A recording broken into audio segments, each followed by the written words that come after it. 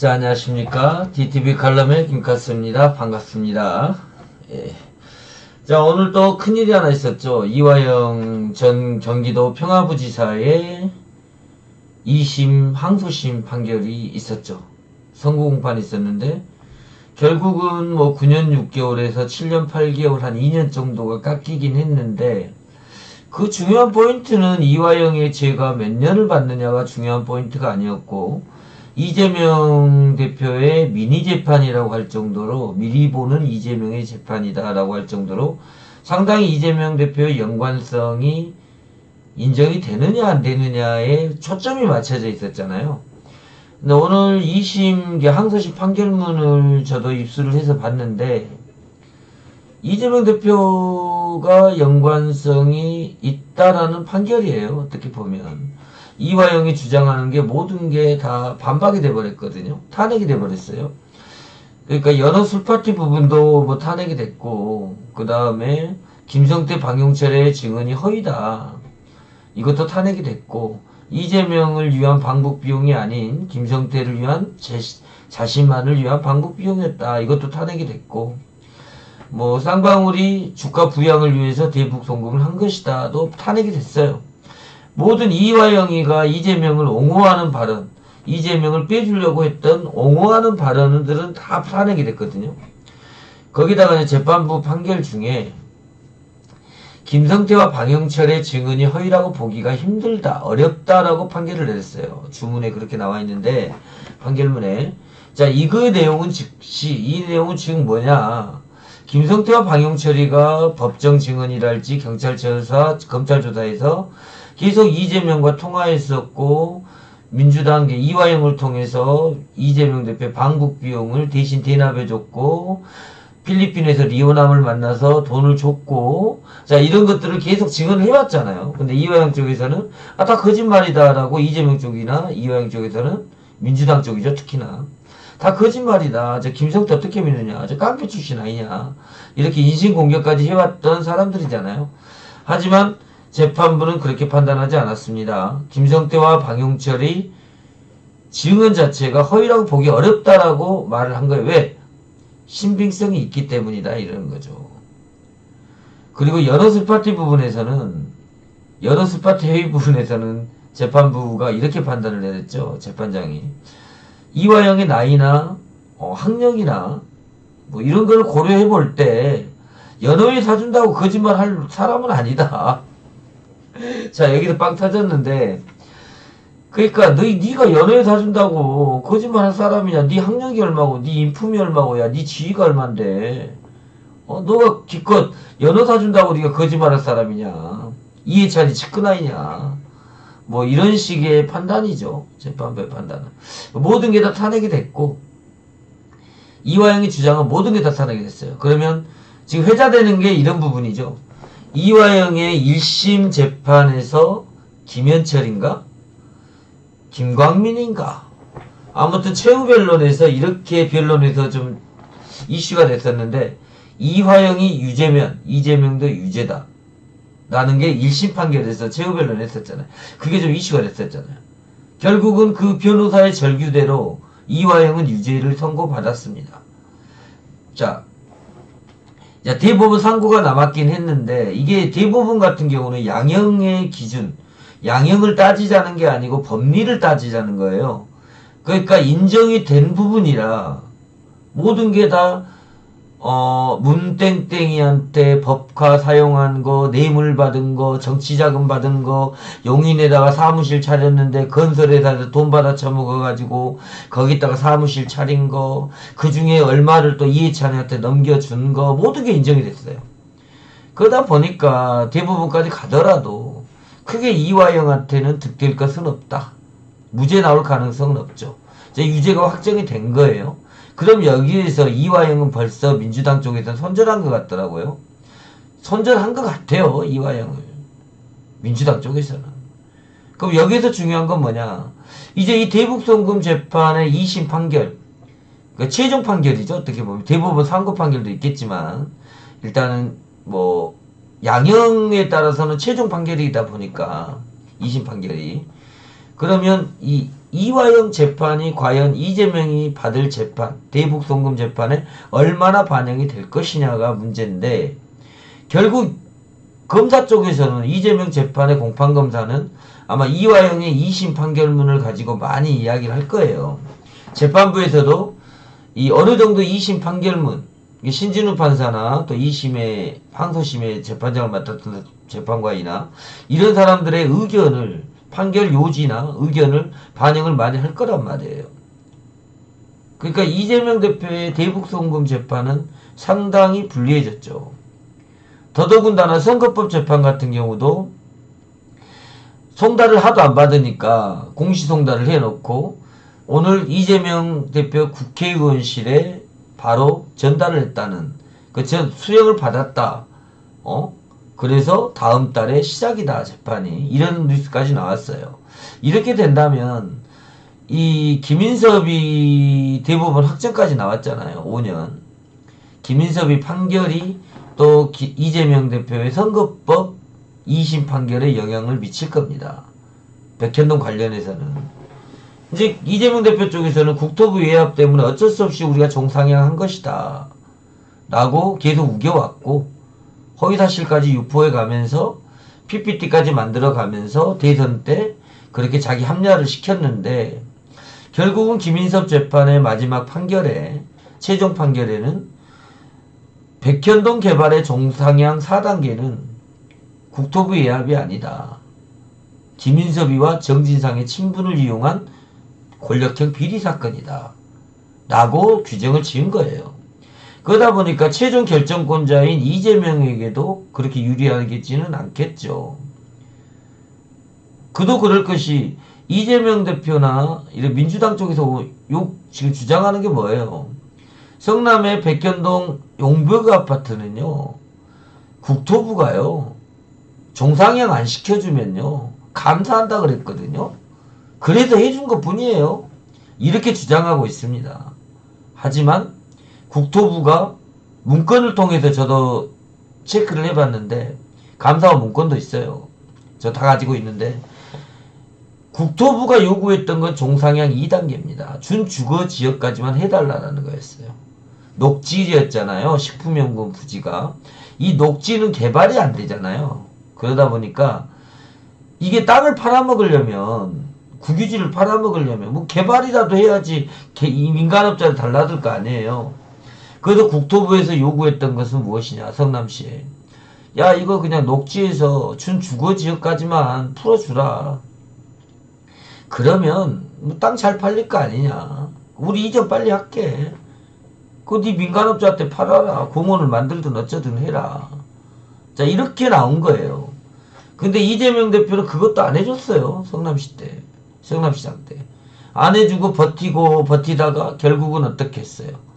김인섭이가, 정바우리가 김진성을 통해서 김인섭을 끌어들였고, 이 김인섭이가 합류하자마자 정진상을 통해서 노비를 했고, 그 다음에 종상향 4단계가 돼버린 거예요. 준주거지역이 아닌 완전한 주거지역. 그래 용적률 높여버리고, 거기 민간업자 정바우리가 100억을 벌 거 200억을 벌게 만들어줬고, 예를 들면 금액은 정확치 않습니다. 예를 들면 그렇게 된 겁니다. 그러면 이 선거법 재판에서 가장 맹점이 뭡니까? 김문기 알았다 몰랐다는 어차피 무죄가 나왔어요. 어차피 무죄 나왔습니다. 근데 백현동 관련해서는 유죄입니다. 그럼 이 유죄 부분, 백현동 관련해서 유죄 부분을 이재명 대표가 반박을 해야 되는데 그게 안 돼. 왜? 김인섭이 최종 확정이 있어버리잖아. 야, 너희들 백현동 그거 김인섭이 로비 때문에 한 거잖아. 국토부 외압 아니잖아. 그러면 이재명 대표가 대선 때 경기도 국감 때 PPT 띄워가면서 잡아가면서 설명했던 부분이 모든 게 허위라는 거예요. 그때까지도 안 해줬거든. 근데 김인섭이가 뛰어들면서 4단계 상향을 해줘버린 거예요. 그거를 재판부에서는 유심히 볼 겁니다. 그럼 선거법 재판이 다음 달부터 시작인데, 자, 3개월 기간 잡았을 때 4월 달에 끝납니다. 2심이. 그러면 지금 탄핵 전국을 봤을 때 헌법재판관 뭐 6명이네, 뭐 한덕수는 임명을 할 수가 없네, 어쩌네, 지금 난리잖아요, 자기들끼리. 근데 이 탄핵이 6개월이거든요. 180일. 맥시멈이 180일인데 지금부터 180일이라 해도 6월이에요. 5월에서 6월. 그럼 2심 선고가 먼저 나올 가능성이 있어요. 물론 대선을 치를 수가 있겠죠. 이재명 대표가. 대선 치를 수 있습니다. 2심에 유죄 확정받더라도 대법원이 있기 때문에 우리나라는 3심제고요. 무죄 추정의 원칙 때문에 선거 나가고 할 수도 있어요. 근데 대통령 돼서 만에 하나 대통령이 되더라도 재판은 계속 진행을 하고 한다는 게 문제고. 자, 2심 선거법에서 유죄가 나왔어요. 원심과 똑같은 집행유예형이 나오든 벌금형 100만원 이상이 나오든 감형이 돼서 벌금형으로 낮춰지더라도 100만원 이상이 나오든 그러면 대법원 갖고 이게 확정이 된다. 이 대법원은 양형을 따지는 게 아니고 법리를 따지기 때문에 특히나 선거법 같은 경우는요. 이 법리를 뭐 적용할 만한 그런 게 없죠. 정확한 허위사실이라는 것만 입증만 된다면 이게 선거법에서 가장 중요한 거니까 뭐 경제범이나 이런 거 같은 경우는 좀 뭐 증거도 필요하고 막 이러지만 선거법 같은 경우는 뭐 명확한 사실이니까요. 허위사실 유포했냐 안 했냐가 중요한 거니까. 그러면 이재명 대표가 이야기했던 게 허위사실이냐 아니냐가 중요한 거잖아요. 그게 선거법의 맹점이기 때문에. 그러면 대법원에서 이제 땅땅땅해서 확정이 됐다. 대통령 됐어. 한 2달 만에. 유죄가 나오네? 그럼 어떻게 돼요? 피선거권이 박탈이 됩니다. 이 피선거권이 박탈이 되면 대통령직을 수행할 수가 없어요. 그렇게 되는 겁니다. 그래서 불안 요소가 있는 이재명 대표는 일단은 대통령 후보의 꿈을 접어야 된다. 그래야지 민주당이 정권을 잡을 수가 있어요. 근데 이재명 대표 끝까지 우기고 계속해서 대통령 후보를 고집을 한다면 불안하죠. 이 불안한 마음에 어떻게 찍어주겠습니까? 이 재판인 게 2심 재판에서 유증조사는 선거법이든 2심 재판에서 유죄가 나오냐 무죄가 나오냐에 따라서 이재명이 대통령이 되냐 안 되냐예요. 만약에 대통령이 되더라도 대법원에서 늦게 해서 한 1년 끈다 해도 보수 쪽이나 반대 세력들이 가만히 있겠어요. 날마다 시끄럽습니다. 광화문 아주 난리 나고요. 도로 곳곳마다 아주 난리가 날 겁니다. 자, 이런 나라를 또 만들 겁니까? 윤석열 나라가 2년 반 만에 거의 3년 만에 무너졌잖아요. 윤 정권이. 국민들은 얼마나 힘들어했습니까? 윤 정권이 들어서자마자 민주당에서는 윤석열 탄핵을 외쳤고 김건희 리스크로 윤석열 정권은 버티기 작전 들어갔고 결국은 민생은 뒷전이었고 자기들의 정치 싸움, 권력 싸움만 부각이 됐었죠. 이게 윤 정부의 민낯이에요. 그게 민주당도 책임이 없지는 않죠. 민생은 뒷전이었으니까요. 자, 이번 예산안 같은 경우도 민주당에서는 민생 챙긴다 그러잖아요. 그럼 예산을 왜 깎습니까? 복지 예산을 1570억을. 아무것도 아닌 것 같죠. 아이돌봄 예산만 430억이에요. 1년치 430억이면요. 아이 돌봄이 도우미들 몇 명 쓰는지 아세요? 올 250만원 잡고요. 430억이면 몇 명 써요? 10명이면 2,500. 100명이면 2억 5천. 1000명이면 25억. 10,000명이면 250억. 2만 명이네요. 2만 명의 아이 돌보미를 고용할 수가 있어요. 430억이면. 그렇지 않아도 아이 돌봄 교사들이 부족한 실태인데 거기다 군복지, 군인들의 처우 개선에 대한 복지에다 다 깎아버렸잖아요. 이게 무슨 진보가 주장하는 평등이랄지. 진보가 주장하는 게 뭐예요? 평등이잖아요. 진보의 가치입니다, 그게. 평등, 도덕성 다 무너졌잖아요. 민주당 이재명 때문에. 도덕성 무너졌죠. 정당의 유일한 도덕적인 기준, 당헌 당규. 그것이 수정돼 버렸잖아요. 유일한 도덕적인 기준이에요. 우리 당은 기소만 돼도 다 잘라버려. 이게 정말 엄격한 도덕적인 잣대거든요. 그만큼 우리 당은 청렴해야 돼. 근데 그게 없어졌잖아요. 뭐 때문에 없어졌습니까? 이재명 살리려고 없앴잖아요.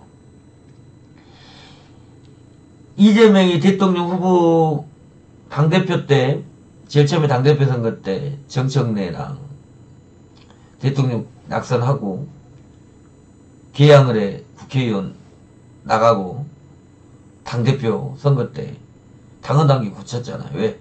그때 뭐가 있었어요? 공직선거법하고 유증교사가 기소가 되냐 마냐 할 때였습니다.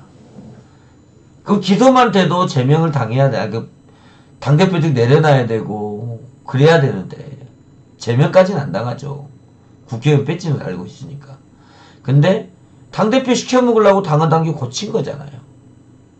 그 당대표 되고 나니까 또 뭐예요? 1심에서 또 판결이 유죄가 나올 것 같거든. 그러니까 뭘 하겠어요? 아예 그 조항을 없애버렸잖아요. 이게 민주당의 도덕적인 현실입니다. 자, 도덕성 무너져 버렸죠. 평등성 무너졌잖아요. 복지를 가장 추구하는 진보가, 진보 진영이, 나름 진보라는 사람들이 이 사회민주주의라는 게 진보잖아요. 어떻게 보면. 자유민주주의와 사회민주주의가 좀 나눠지는데 지금 좌파 진보라고 일컬어지는 사람들은 사회민주주의를 좀 추앙을 합니다. 평등한 사회, 복지사회, 나라가 국민을 케어하는 사회. 하지만 자유민주주의, 윤석열이나 국힘 쪽에서 주장하는 자유민주주의는 경쟁, 선의의 경쟁을 통해서 시장이 돌아가는. 하지만 사회민주주의를 주장하는 민주당 쪽이죠. 사회민주주의를 주장하는 좌파 쪽에서는 국가가 시장에 개입하는, 어느 정도 개입해서 골고루 복지를 누리는, 이게 가치예요. 근데 민주당이 가장 지금까지 지키려고 노력했고 하려고 노력했었던 이 복지 정책을 이번에 다 깎아버린 거예요. 지난 문재인 대통령 말기 때도 복지 예산이 1조가 깎였어요. 국힘의 그 시설 지네들 국회의원들 그때 선거철 돼가지고 국회의원들 SOC 사업 그쪽으로 다에다 준다고 제 기억으로는 그건 1조가 깎였거든요. 그것도 민주당의 친문이나 친노, 친명 전부 다 그냥 거기에 동조를 했으니까 거기서 이제 문재인 케어가 없어져 버렸죠. 임기 말이었으니까요. 지금 현재로서는 문재인 케어라는 게 찾아볼 수가 없죠. 근데 민주당에서는 그걸 되살려야 될 의무가 있거든요. 민주당의 정통성이고 지금까지 민주당이 추구해왔던 정책이었기 때문에 복지정책 그거를 지금 민주당이 무너뜨리고 있는 거예요. 현재 민주당이. 이런 거는 비판해야 돼요. 사람들이 비판을 해야지. 이런 거를 묵과하고 넘어간다면 민주당은 정신 못 차리죠. 계속 저런 식으로 할 거죠. 이게 이 깎여봤자 얼마나 깎였냐? 1570억? 누구지 걔 이름입니까? 그게 1570억이? 그렇게 생각하시면 안 돼요. 이 복지라는 것은 민주당이 지금껏 추구해왔던 로드맵이나 똑같은 거예요. 로드맵. 지금까지 추구해왔던 거니까. 국가가 어느 정도 시장에 개입을 해서 경제를 돌리는 사회민주주의 시대죠. 그걸 추구해왔잖아. 그게 가장 보편적인 가치가 복지예요, 복지. 평등이잖아요, 그게. 국민들 누구나 혜택을 누릴 수 있는 그런 정책을 펼쳤던 세력이 바로 민주당 좌파 세력들이에요. 근데 지금 좌파는 뭐예요? 이 정통 좌파라고 할 수 있어요? 하는 꼬라지 봐요. 강선우 누구예요? 강남에서 당선된 강선우 아동복지기금 깎았잖아요. 아이 돌봄 찬성했잖아요. 그렇게 강남에서 복지 외쳐대더니 결국은 보건복지부에서 아동 돌봄 그거 예산 깎을 때 동조했잖아요. 이런 게 이 민주당의 지금 현재 모습이에요. 근데 이런 사람들을 진짜 뭐 좌파네 어쩌네 진짜 민주진영 어쩌고 할 필요가 있어요? 나는 그렇게 생각 안 해요. 솔직히 이런 민주당은 진짜 저는 처음 봐요. 일단 이화영이 무죄면 이재명도 무죄고, 이화영이 유죄면 이재명도 유죄라고 이화영 변호사가 울먹울먹 하면서 절규를 했기 때문에 결국 오늘 항소심 판결에서 7년 8개월이 나왔죠. 그럼 이재명도 유죄라는 거예요, 이제. 네. 이런 거를 조금 진짜 시민들의 올바른 정치 참여를 유도하려는 유튜버들이거나 대한 언론이라는 사람들은 비판할 건 비판하고 그게 진짜 시민들의 의식 아닌가, 시민의식 아닌가 싶어요. 그게 진정 시민의식이 아닌가. 비판할 건 비판해야 되는 거죠. 그냥 생계형으로 유튜버를 하고 있고 이러다 보니까 편향적인 보도 형태가 나가고 비판할 것도 못하고 내 식구 감싸기 하고 있고 극단적인 파벌을 나누고 자 이런 모습들이 절대 좋은 모습은 아니다. 진짜 김대중 선생이나 노무현 대통령이나 문재인 대통령님이 생각했던 대한민국은요 이런 모습은 아니죠. 그분들이 만들려고 했던 대한민국은 이런 모습은 아니죠. 그리고 문재인 대통령이나 노무현 대통령, 김대중 선생이 만들려고 했던 민주당도 이런 민주당은 아니죠. 윤석열 탄핵시킨다고 해서 이재명을 대통령시킨다? 이재명을 대통령시키는데 재판이 진행돼서 유죄 땅땅땅 해버리면 바로 또 대통령직 물러나야 되고 권한대행 가야 되고 또 재선거 돌입해야 되고 이런 게 악순환이잖아, 악순환. 지금 현재 상태로서는 뭐 누가 이재명 대표를 민주당 내에서 말릴 수가 있을까요? 중과부적이죠. 중과부적. 말릴 수는 없어요. 근데 찍소리는 해봐야 된다는 거죠. 아닌 건 아니다라고 이야기를 할 줄 알아야지. 그냥 돈의 노예가 되고 뭐 이러면서 비판할 것도 못하고 자신들의 치부는 덮어둔 채 남의 치부만 드러내려고 하면 안 되는 거죠. 솔직히 저는 그렇게 봐요. 저는 지금 이 민주진영에서 대한언론이라고 내세우고 다니고 내가 진짜 민주투사라고 입에 침이 마르게 말하고 다니는 사람들 보면 한마디 꼭 해주고 싶더라고요. 너는 도대체 용기가 있는 것이냐 없는 것이냐. 너희들이 언론 흉내를 내는 것이지 너희들이 진짜 언론인 것이냐. 저는 그 말 한마디는 하고 싶더라고요. 진짜 언론이라면 중립을 지켜야죠. 근데 지금 민주진영이 이렇게까지 분열된 가장 근본적인 원인은 따로 있어요. 따로 있다고요. 이런 걸 모르고 지금 넘어가시는 분들도 계시는데 민주진영에서 이 민주진영이 수박이 나오고 수박이란 용어가 나오고 똥파리란 용어가 나왔던 바로 그게 옵티머스 보도입니다. 열린공감의 옵티머스, 이낙연의 삼부토건. 근데 결국 그 사람들 지금도 뭐 물어보면요, 제가 물어봐요. 한 번씩 물어보는데 옵티머스나 삼부토건이 연관됐다라는 거, 거기에 이낙연 대표가 연관됐다라는 거 결정적인 증거가 있냐고 말을 못해요. 왜? 없기 때문에. 그 보도로 이낙연 쪽이나 친문 쪽을 악마화를 시키면서 결국 수박이라는 용어가 나왔어요. 그게 시초입니다. 친문과 친명이 극렬하게 대치하기 시작했을 때 그게 바로 열린공감의 옵티머스 보도예요. 근데 그 사람들 결국은 그 자기들의 보도를 매듭짓지 못했습니다. 모르고 있기 때문에. 없으니까. 그거는 성찰해야 돼요. 대한 언론이라는 작자들이 결국은 자신들이 몸담고 있는 민주 진영을 분열시켰던 거예요. 저는 의도가 있다고 봐요, 그 사람들이. 분명히 의도가 있었다고 보거든요. 그게 자신들의 충정에 의해서 이재명에게 충성하기 위해서 이낙연을 찍어내려고 그럴 수도 있겠죠. 근데 저는 다른 의도도 있었을 거라고 봅니다.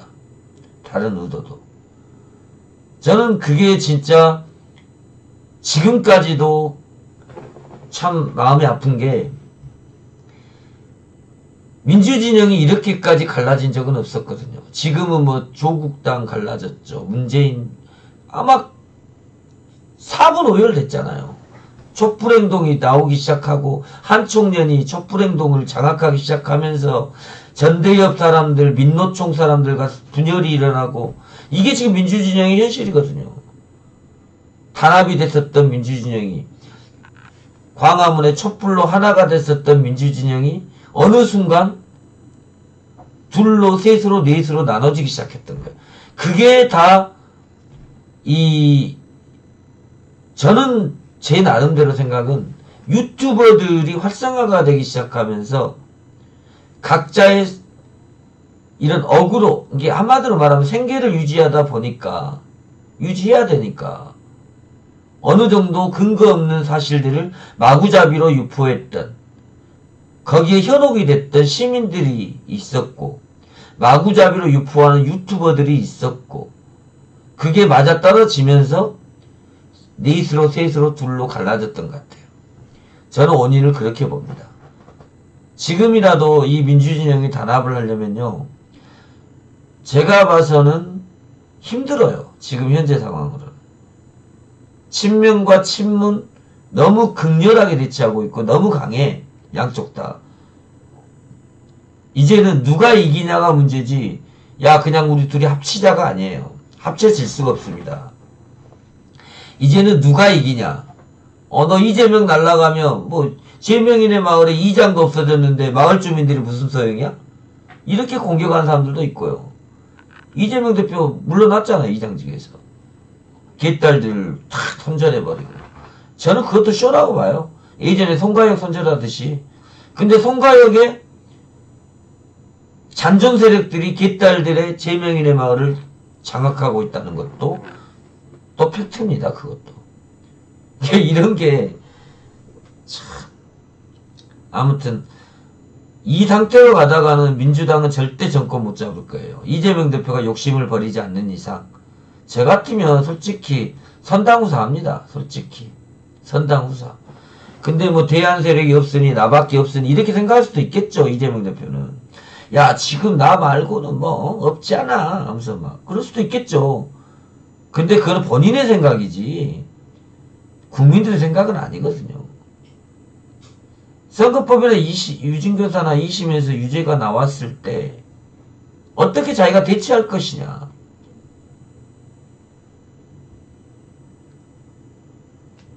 낯바닥이 있으면 전라도 말로 낯바닥이 있으면 뒤에는 출마 안 하겠죠. 유죄가 확정이 2심에서 유죄가 확정이 됐음에도 불구하고 무죄 추적의 원칙이 있습니다. 여러분. 나 대통령 시켜주셔요. 왜 대통령 되면 셀프 사면하려고? 그런 거 다 국민들이 보고 있어요.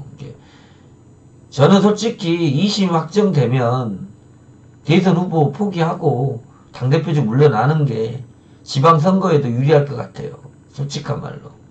지금 이재명 대표가 욕심부리고 자리를 끝까지 지킨다면 국민들에게는 계속 외면을 당할 수도 있어요. 자, 지금 지지율이 좋다. 예. 민주당 지지율 좋습니다. 40 몇 프로씩 나오고 막 그래요. 그게 민주당이 잘해서입니까? 상대적으로 윤석열 정부가 못했습니다. 그렇게 생각을 하셔야지 민주당이 잘해서 40 몇 프로가 아니에요. 이재명 지지율 다포 상태잖아요. 윤석열 탄핵되고 대권으로 보는 이재명밖에 없는데 이재명의 지지율이 답보 상태예요.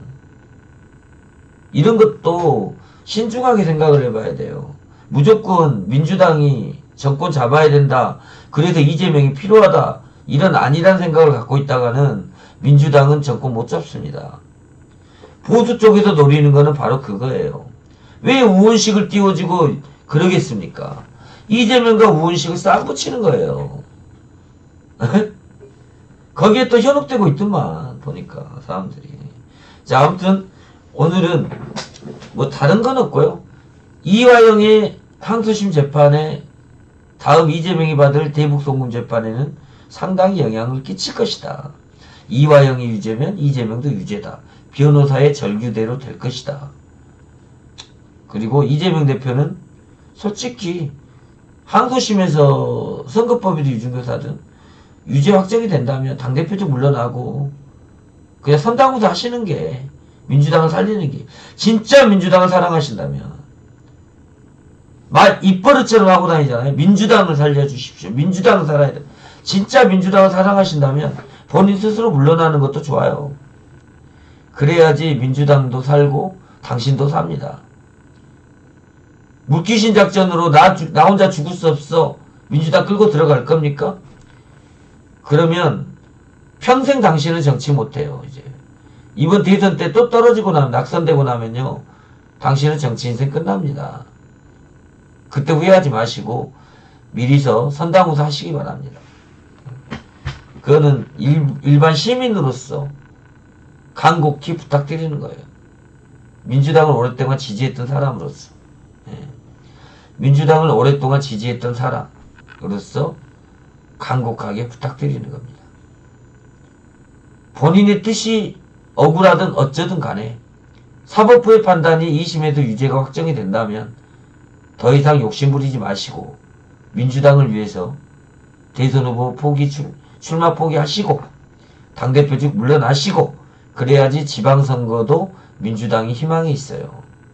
당신이 계속 유죄가 확정됐음에도 국민들을 선동하며 억울하다 정치 탄압이다라고 프레임 몰고 가면서 대선 후보 나가고 당대표직 유지한다면 국민들은 바보가 아닙니다. 상식적인 국민들이 더 많습니다. 간곡히 부탁드리는 겁니다. 자, 오늘 영상은 여기까지 하고 마감하도록 하겠습니다. 자, 긴 시간 시청해주신 분들 감사드리고요. 지금까지 DTV 칼럼의 김카스였습니다. 감사합니다. 안녕히 계십시오.